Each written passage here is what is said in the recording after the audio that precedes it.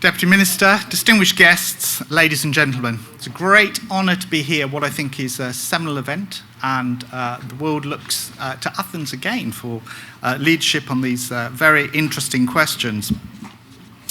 I want to start with a short quote from Roland Barthes in 1977. He wrote, "Though the sway of the author remains powerful, it goes without saying that certain writers have long since attempted to loosen it."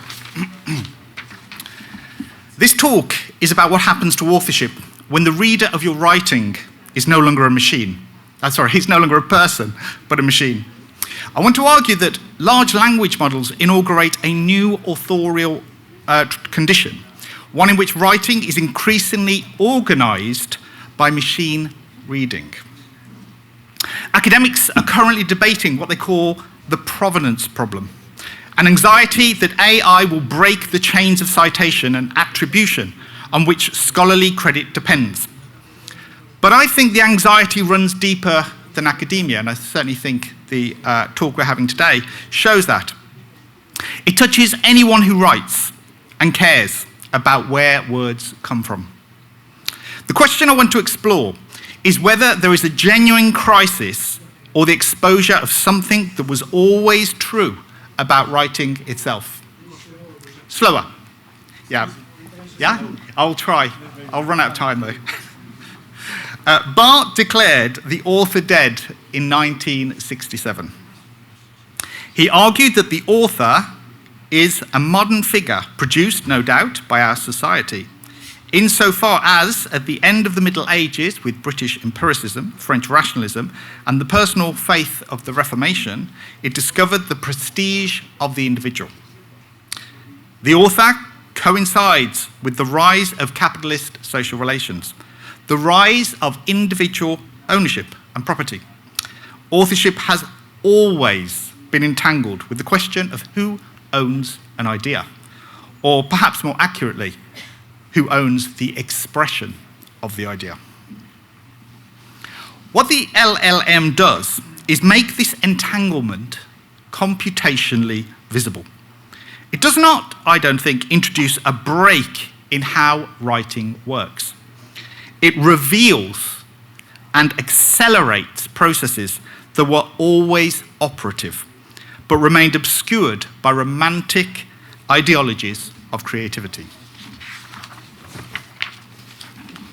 Michel Foucault asked, "What difference does it make who is speaking?" He argued that the author is not a natural category, but a function, the author function. This emerged historically to limit the proliferation of meaning, to classify discourse, to establish ownership, and to distribute responsibility. So, academic citation practices are an apparatus for maintaining this author function. They ensure that ideas can be owned, that their circulation can be tracked, and that credit can be accumulated as symbolic capital. The entire economy of intellectual life, for example, in academia, the university, hiring, promotion, funding, prestige, depends upon it. When an LLM generates text, it treats all of its training data as patterns, stripped of context. The contribution of any specific text becomes untraceable. The author function, as Foucault described it, becomes difficult to sustain. Barthes wrote that, and I quote, "The text is a tissue of citations, resulting from the thousand sources of culture. What Barthes described metaphorically, the LLM generates computationally." So the provenance anxiety this produces is understandable. When we prompt an LLM, what we receive back is this assemblage, fragments and patterns from thousands of texts recombined according to statistical probabilities into something that appears novel and coherent. But this anxiety, I would argue, is misplaced. We are not facing the corruption of attribution, but the exposure of its limits. The question is not whether we can return to a world where authors had stable identities, but what kind of writing we will build in the world where both author and text have flickered into pattern.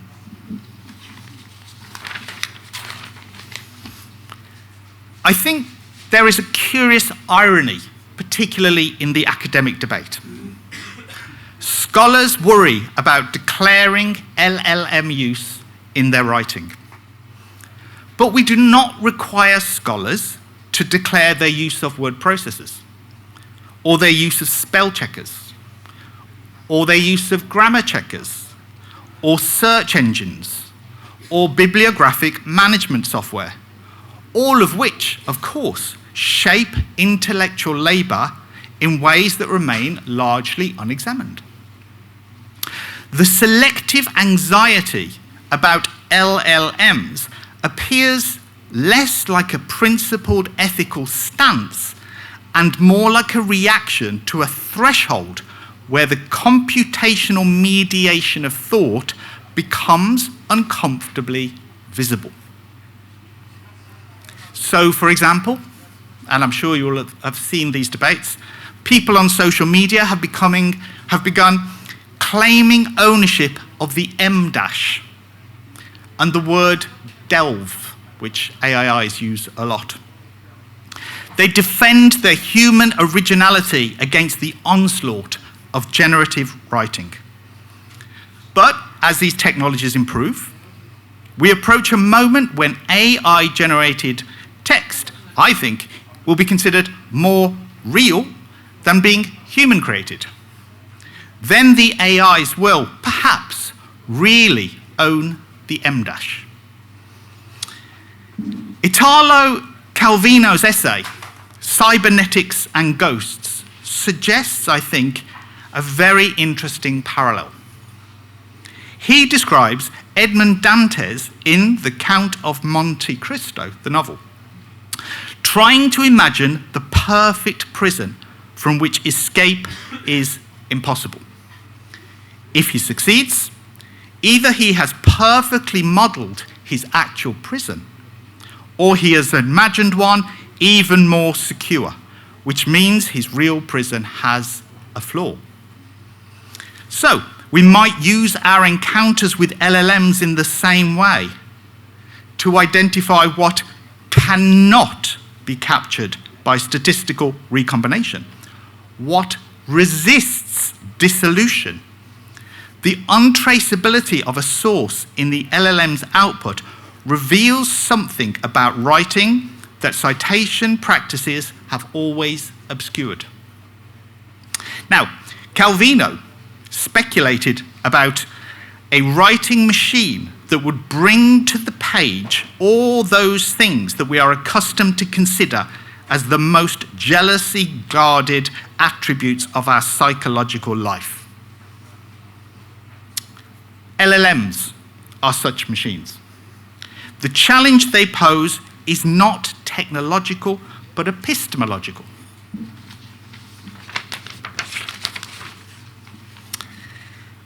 This is what I call diffusionization.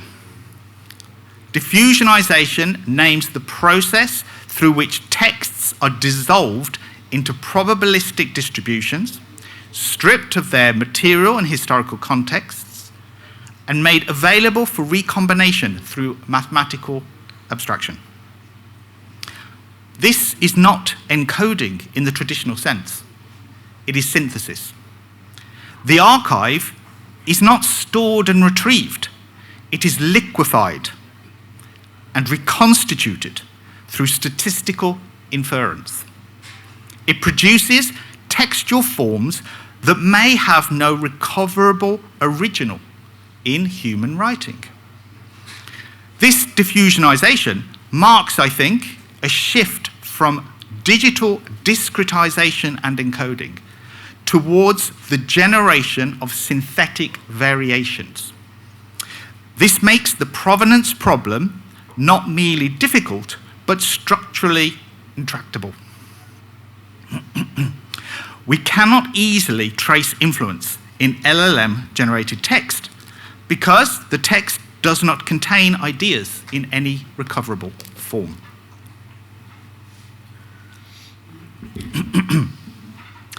N. Catherine Hales describes flickering signifiers to capture the way digital textuality operates. Where Derrida thought of floating signifiers moved within a dialectic of presence and absence, Hales argued that digital text foregrounds pattern and randomness instead. Each time we prompt an AI model, we receive a different configuration of patterns. The text flickers between states, never settling into the material fixity that traditional attribution relies on. The LLM does not contain Smith 1975 as a stable text. It contains patterns that, when activated, may resemble Smith's arguments, but these patterns are in flux, recombining endlessly. Information, as Hales put it, loses its body. Under diffusionization, so does the author.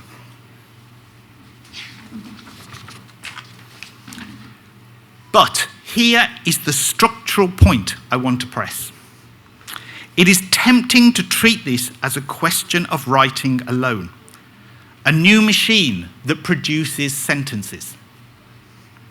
The more fundamental shift, I think, is that reading has changed, and writing is adapting to it. The default reader of contemporary text is now a machine. Not a human with a long afternoon and a pencil, but a stack of tokenizers, retrieval pipelines, ranking systems, moderation filters, and agentic systems that can read and act. Writing now happens under the pressure of being read in this way. The generative surface is new, but the reading infrastructure it rides on is older and becoming widely normalized. We write for discoverability, for summarization, for extractability. We learn to present arguments in forms that survive ranking. We do this even when we do not think we are doing it. This reorganization of reading serves specific interests. It privileges extractable structure over slow development. It rewards titles legible to retrieval, not just to readers. It turns paragraphs into ranked units and makes the list the ideal rhetorical form. And I'm sure we've all seen this emerging. The loss is not simply stylistic. It is epistemic.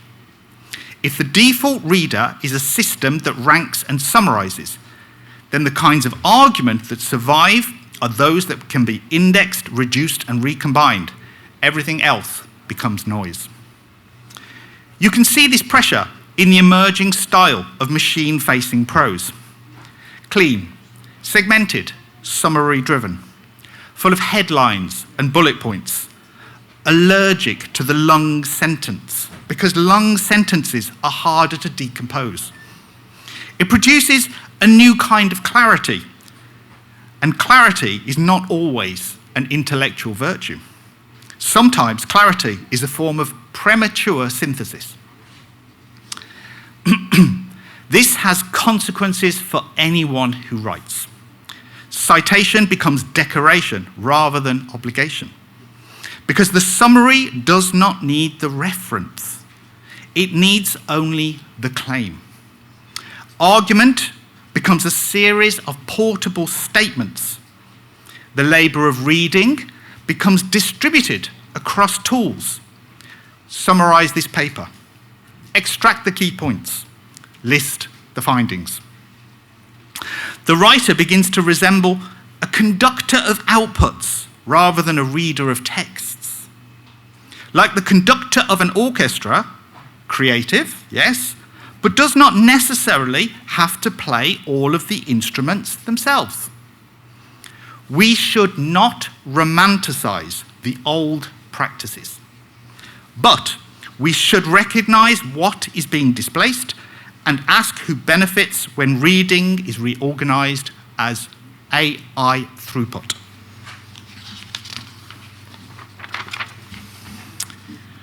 Now, early use of LLMs focused on crafting the perfect prompt, the right question, the right framing, the right constraints within a single interaction. This, as I'm sure you all know, was prompt engineering. And it treated writing as a matter of instruction. Increasingly, sophisticated use involves engineering the context itself, providing the LLM with background materials, drafts, stylistic examples, research, and instructions that shape its probabilistic space before generation begins. This is context engineering. This is not merely a technical development. It is a step change in the writer-machine relationship that reorders the boundary between writing and prompting. Now, what I call context writing names this new mode of authorship. Under the conditions of what I have elsewhere called the inversion, the author becomes a curator of the field rather than a solitary origin. The task shifts from composing lines to composing the environment in which lines are written. This does not remove authorship. It relocates it. It relocates it into selection, ordering, exclusion, and the management of precedents. A context is not neutral. It is a politics of what counts as relevant and what can be ignored, enacted at the level of files, notes, snippets, citations, examples, and instructions. The question might move from who wrote this to who designed the context from which this emerged. Now, you may have heard of vibe coding. Vibe coding names the production side of this shift. The term originates in software development, where a human directs through natural language and the system executes through code. But I want to extend it. Vibe coding is a mode of making in which the human writes in order to build, and the system writes in order to run. The loop is hermeneutic and computational at once. Instructions become a substrate for compilation. The model reads the instruction, transforms it into a plausible output, and the human reads that output against constraints the model cannot see. The project history, the conceptual priorities, the tacit sense of what counts as good. Vibe coding depends on this interpretative labor that is so easy to miss. You are not only writing, you are reading what the machine thinks you meant and negotiating with it under pressure. And this, I think, is where the politics enters. The model produces what is plausible, what resembles the dominant patterns in its training data. If you do not insist on your method, your style, your conceptual priorities, the machine will supply its own. You can call this a convenience. You can also call it a quiet normalization. The model, the AI model's professional code, as it were, helpfulness, accuracy, stylistic convention, operates behind our backs to encode Silicon Valley rationality into outputs that appear natural but merely useful. For writers, this means something specific. The machine has read more than any of you have. It has absorbed the statistical center of everything published. When it writes from that center. Your job as writers, if you want your voice to remain your own, is to pull it away from the average. So if vibe coding names production, then vibe decoding names the reciprocal task. If machine-mediated writing proliferates, then critical reading must catch up. Vibe decoding, I argue, is the hermeneutic labor of reading AI-mediated texts and systems, including the assumptions embedded in their processing. It asks what models count as meaningful, what they discard, what they normalize. It reads tokenization as a theory of language, ranking as a theory of relevance, and retrieval as a theory of value. A phrase like dialectical reversal might be tokenized into fragments that sever the concept from its philosophical moorings. The vibe decoder's task is to see this fragmentation not as a technical artifact, but an epistemological choice. I think the theorist Stuart Hall's work on encoding decoding is very useful here. Hall argued that mass communication passes through distinct moments of production and reception, each governed by its own codes and power asymmetries. He identified 3 reading positions, which you may well be very familiar with: dominant, negotiated, and oppositional.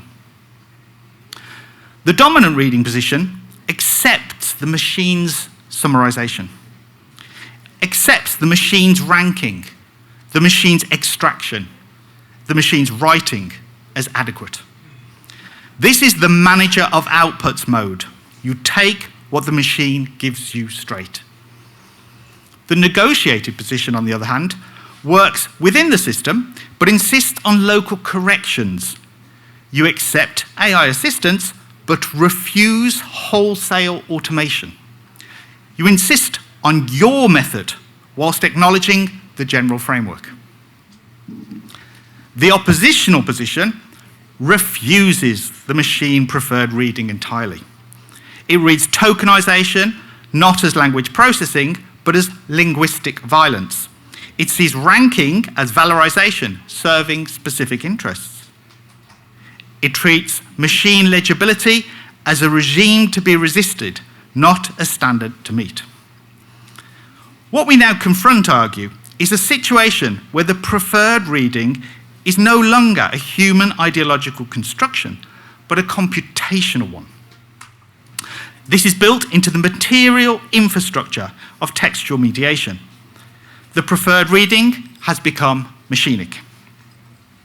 So, the obsession with AI writing, I argue, has become a category mistake. We ask, can AIs write? As if writing were the only site of transformation. But models are primary readers, with, of course, generative outputs. And their reading practices are already prescribed in the infrastructures that govern cultural visibility. Think about what surrounds us today. Search, recommendations, moderation, compliance, ranking, summarization. These are all reading operations. They decide what counts as relevant, acceptable, visible. The generative layer, the AI, arrives on top of an already automated regime of reading. When the default reader is a machine, human writing changes. We write for discoverability, for summarization, for extractability. Markdown, README files, agent instruction documents. These are not just formats, but protocols that naturalize machine-first writing as common sense. Alex Galloway's work is very interesting, looking at protocol, because he shows how control operates through technical standards that appear neutral, but actually encode specific values. Machine legibility appears as a neutral technical standard, but it encodes the interests of platform capitalism, which are output over depth, extraction over engagement, scalability over specificity. So you might ask, what is the countermove? It is not rejection. It is refusal at the level of form. What I call anti-probabilistic writing is a deliberative practice of writing in ways that interrupt ranking and summarization. Build arguments that depend on cumulative movement rather than extractable claims. A writer should use intertextuality and interdiscursivity, not as decoration, but as a web of obligations that resists flattening. Make it expensive, not impossible, but expensive for the machine reader to reduce your text to a list. This does not mean obscurity as posture. It means refusing the default grammar of the AI stack. Anti-probabilistic writing means writing that does not give its argument in the first two sentences. Writing that withholds, turns, and returns. Writing that makes the reader work and therefore makes the thought work. It means constellational writing, a style in which concepts are placed in relation and allowed to resonate rather than being reduced to a linear pipeline of claims. Adorno's philosophical writings work in this way. Benjamin's Arcades project works in this way. The argument is not in any single sentence, but in a field of relations between them. For writers, this is not an abstract theoretical proposal. It is a practical question about craft. If you know your first reader is a machine, you can write for it. Clean, segmented, extractable, optimized. Or you can write against it, which means writing that insists on its own logic, its own movement, its own refusal to be reduced. The long sentence, the subordinate clause, the argument that takes 20 pages to appear. The sentence that means something different in your hands than it does in the training data. The jagged frontier of AI capability, where models are simultaneously genius and confused, becomes a space to inhabit strategically for the writer. Where the machine is weakest is often where thinking is most alive. There is also a practical lesson from, I think, vibe coding that applies to all writing under these conditions. Preserve the archive. Models are literal.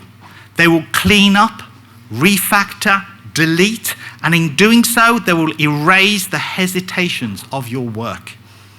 A writing practice that relies on AI-mediated production needs methods for keeping open the byways, the pathways, the failed attempts, the abandoned branches, because these, I think, are the real record of thought. The archive is part of the text, part of the story. Do not allow the machine to tidy it all away. Let me return to Calvino. He wrote, "The more enlightened our houses are, the more their walls ooze ghosts." LLMs are such enlightened houses, machines that automate existing cultural processes and dissolve the boundary between human and machine authorship through probabilistic media. But what Calvino understood was the challenge is not, as I've said, technological, but epistemological.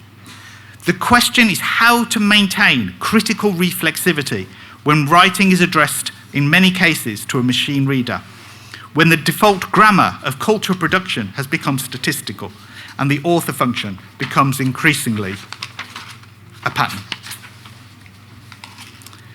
Hales calls this moment techno-symbiosis, the deep symbiosis with computational media. She argues that this transformation is irreversible. Quoting her, "Our reliance on cognitive assemblages and computational media has progressed so far that there is no going back. The only feasible options are to go forward from where we are now." I think she's right. Treating provenance anxiety as a temporary disruption to be corrected through new laws, stricter policies, etc., misdiagnoses our situation. I believe we're facing a permanent transformation how writing is produced and read. This is an argument for seeing these new conditions clearly. The question is not whether machines can write or whether humans can still write. The question is how writing and reading are being reorganized by systems, especially by systems that encode the interests of computational capitalism.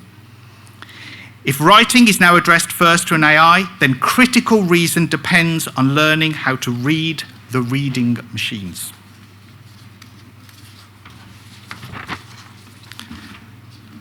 Barth argued that to give writing its future, the birth of the reader must be ransomed by the death of the author.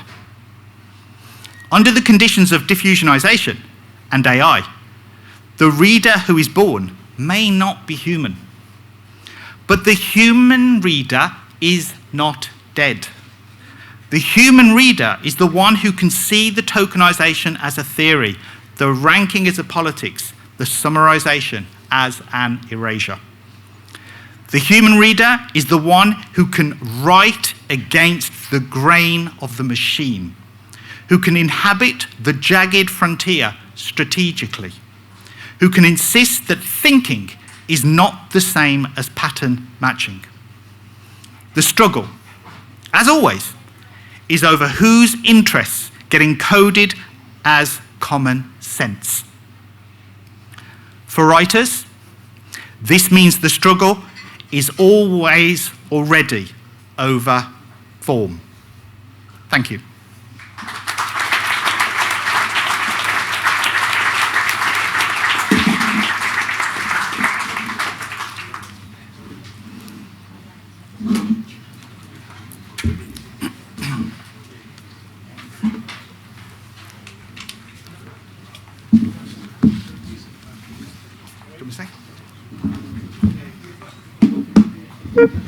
Thank you very much, David. Ευχαριστούμε πολύ τον David. Θα έχουμε λίγο ένα 5-10 για σύντομες ερωτήσεις, τοποθετήσεις που μπορεί να απαντήσει ο καθηγητής. Ωραία, ξεκινάμε. Thank you very much. It was a very interesting presentation, very complex, so I'm sure I missed many things. Just a clarification question. I was very happy to hear that you don't believe the reader is dead or will soon die, even though the author is about to die, so to speak, in a certain way. Here, I think some of us are a bit worried that readers are sort of, the number of readers is being reduced, not just in Greece. So my question has to do with how one can become a reader when I'm not quite sure that the word is diffusionalization. So if they access text through AI, what is a diluted form? I mean, I don't care that much about, a name that was lost, let's say, because we know, for example, that there exist schools of thoughts that will kind of remain alive, right, no matter what happens, let's say, so perhaps, when we talk about what, AI might save, perhaps we might imagine that certain ideas will be will be intact. I'm not sure that they will be. But you see, my question is, how will the reader will become a reader when he does not read something that is produced by an author whose texts, have not been diluted or diffused in this way? Thank you very much. I think I've got two answers to that question. Firstly, I would say, and I am a professor in a university. Our teaching has to change. We have to teach where the students are, where the children are. And reading is not given the same kind of value, certainly in peer groups, between younger people. Any professor, any academic will tell you that trying to get students to read now is very, very difficult because they have been de-skilled by these technologies. So I think we need to think of new methods for teaching. We need to teach the readers. I mean, people do not read by default, and historically they've never read by default. They have had to be taught. So our methods of teaching how to read are out of key somehow with how students learn. And that is something we in the academy have to address, and it's certainly a very live debate, I think, in academia at the moment. The second thing is that writers have to move where the readers are. And that, I think, is why experimentation with AI is so interesting and potentially very exciting, because the readers, the youth are still reading, they're just not reading in the traditional linear way that we just took for granted. So with my own children, I watch them reading mediated through AIs, for example, and I'm very fascinated by how they use the AIs to read, and then how they challenge the AI in very interesting ways. And we need to kind of formalize this in some perhaps new form. I think the form of writing will certainly change, which is not to say traditional writing will go away, or traditional reading. These things exist together and will overlap. But I think that's part of the upcoming challenges for us.